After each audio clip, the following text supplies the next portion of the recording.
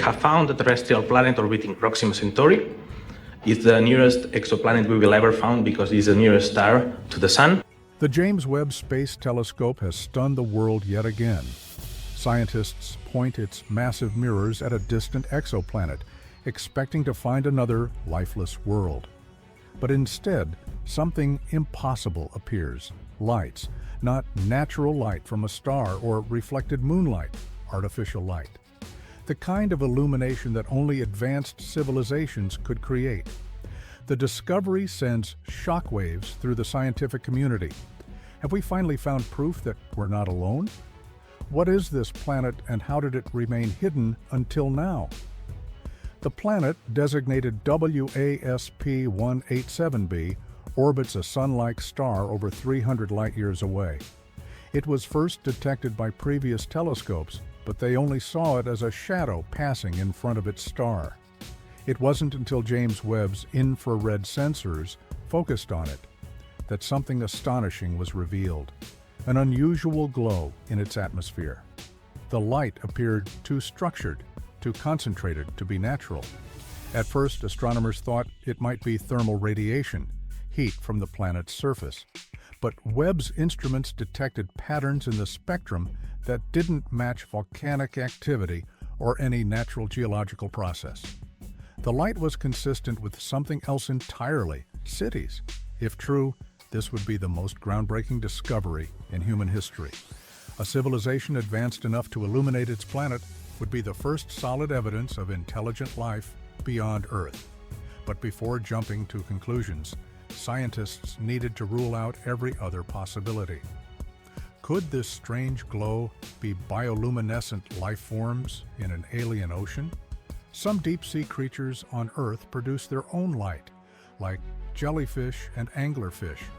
If this world had a biosphere filled with glowing organisms, it could explain the readings. However, the light appeared structured, forming lines, grids, and clusters, not random flashes like bioluminescent creatures would produce. Another possibility was light pollution from auroras.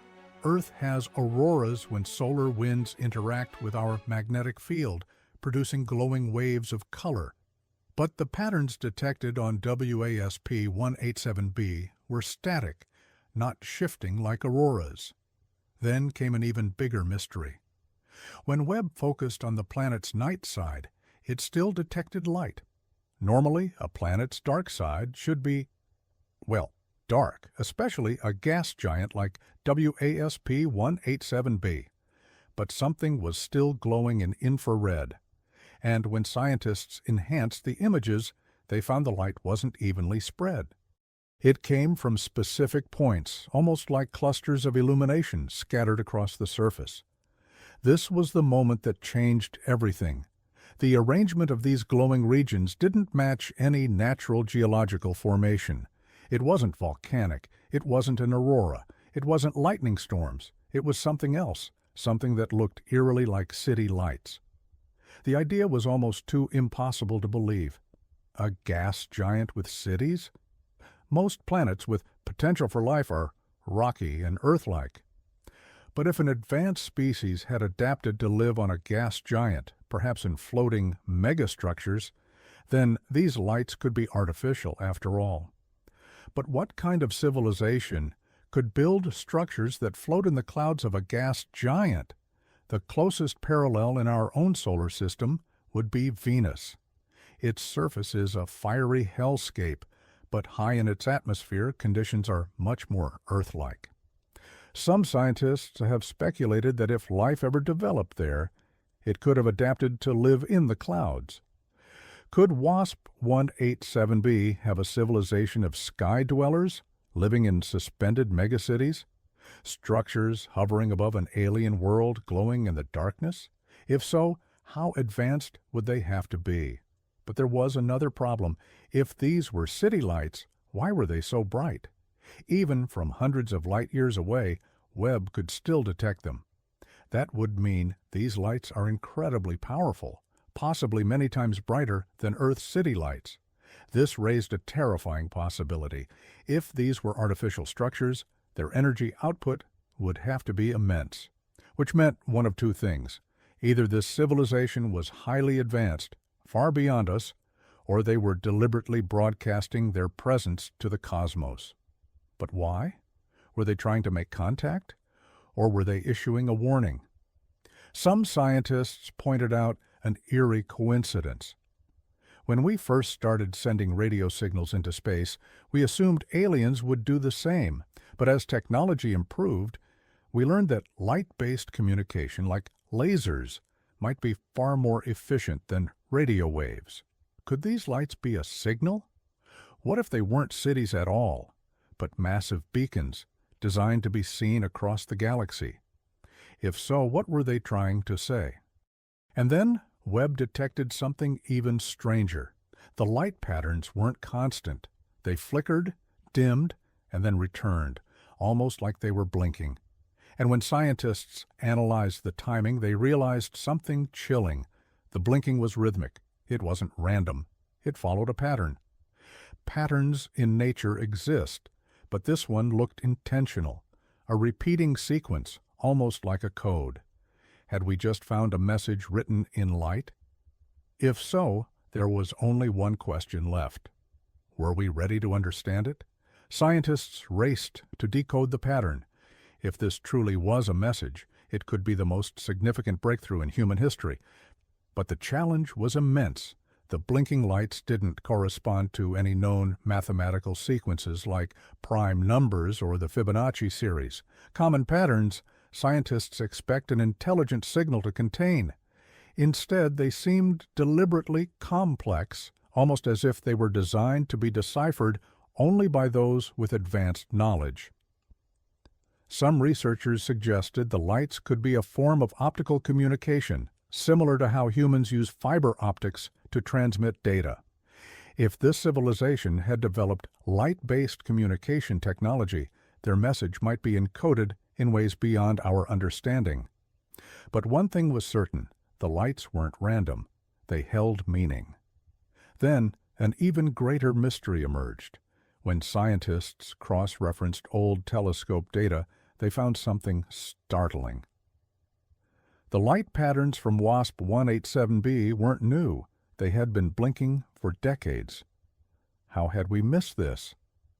It turned out that previous telescopes simply weren't powerful enough to detect the lights with precision.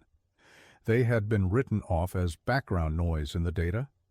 Only with Webb's advanced infrared capabilities did the truth finally come to light. But if this civilization had been transmitting for so long, it raised a chilling question.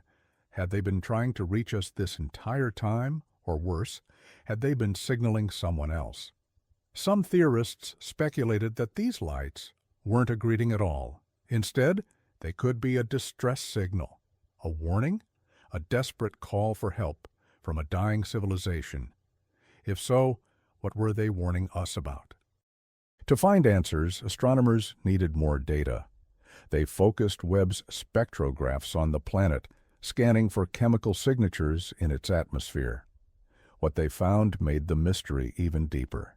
WASP 187b's atmosphere contained traces of unidentified industrial gases, compounds that shouldn't exist naturally. These were complex molecules, possibly the byproduct of advanced technology. On Earth, similar compounds are found in factories and power plants. This was another clue that something artificial was happening on this planet. But what truly shocked scientists was a second, even more unexpected discovery: traces of an element rarely found in nature, but commonly associated with nuclear reactions. If these readings were correct, it suggested that WASP 187b's civilization wasn't just using energy. They were generating it on a massive scale, potentially through nuclear fusion or something even more advanced. But then came the final, most terrifying revelation. As Webb continued to monitor the planet, the blinking pattern changed. The sequence was no longer repeating in a steady rhythm. Instead, it became erratic, unstable. The lights were going out. One by one, the glowing clusters started disappearing, as if entire regions of the planet were losing power. Something was happening on WASP 187b, something catastrophic. Had we just witnessed the death of an alien civilization, or was something else responsible for the vanishing lights? Some scientists propose that whatever was causing the planet's illumination, whether cities, energy stations, or something even more advanced, was undergoing a massive disruption. It could be a natural disaster, a war, or even the final stages of an apocalyptic event. If the civilization was dying, the message in the lights could have been their last attempt to communicate before it was too late. But others feared something darker. What if the lights weren't going out naturally? What if something was turning them off? This theory sent a wave of unease through the scientific community. Could there be another force at play? Something powerful enough to extinguish an entire planet's artificial illumination? And if so, was it still out there? The implications were staggering. If this was an advanced civilization, then they may not have been alone. And if something had wiped them out, then whatever did it could still exist. Theories emerged about a cosmic threat, perhaps a natural event, like a powerful gamma-ray burst, a rogue artificial intelligence, or even an interstellar predator, a civilization-destroying force beyond anything we could imagine. And then another strange detail emerged. As scientists continued to analyze the data, they found one last light, the final brightest point on the planet. Unlike the others, this one didn't dim. It remained steady, a single, unblinking beacon. A lone survivor? A final message? Or something else? Webb's instruments continued to gather data, but the answer remains unknown. One thing, however, is certain. This discovery has changed everything. For centuries, humans have looked to the stars, wondering if we are alone. Now, we may finally have our answer, and it comes not in the form of a radio signal, but in the silent glow of distant lights, lights that once shone brightly and are now fading into the void. The search for answers continues. But one question lingers. If we have found them, have they already found us? And if so, are we next? For centuries, humanity has sought to make contact with extraterrestrial life. We've sent radio signals deep into space, hoping for a response. We've broadcasted our location to the universe, believing that if intelligent life exists, they would be peaceful. But what if we were wrong? What if we've been too loud?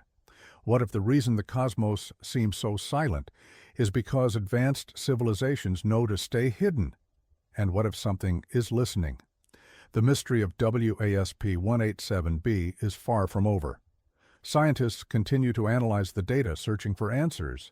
But one thing is certain. We are no longer just asking if we are alone. Now we must ask ourselves something far more unsettling. If we are not alone, should we be afraid?